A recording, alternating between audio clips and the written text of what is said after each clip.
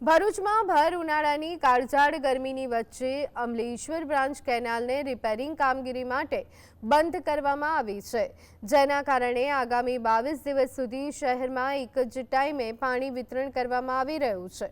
તંત્ર દ્વારા કામગીરી ઝડપથી પૂર્ણ કરવાના પ્રયત્ન હાથ ધરાયા।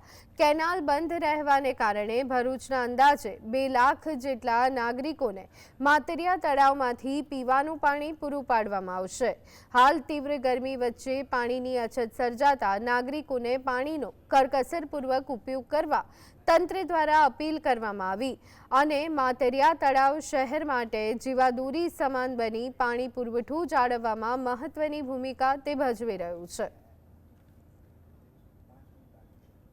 બ્રાન્ચ કેનાલમાં ત્યાં રિપેરિંગની કામગીરી માટે ક્લોઝર આપવાનું હોય, નગરપાલિકાએ જે માતરિયા તળાવમાં સંગ્રહિત પાણીનો જથ્થો છે એ પાણીના જથ્થા ઉપર આધાર રાખવો પડે એમ હોય અને જો 2 ટાઈમ પાણી આપવામાં આવે તો પાછળ જતા માતરિયા તળાવમાં પાણીનો જથ્થો ખૂટી જાય, જે ધ્યાને રાખી અને નગરપાલિકા દ્વારા સમગ્ર શહેરની અંદર હાલ 1 ટાઈમ પાણી કરેલ છે।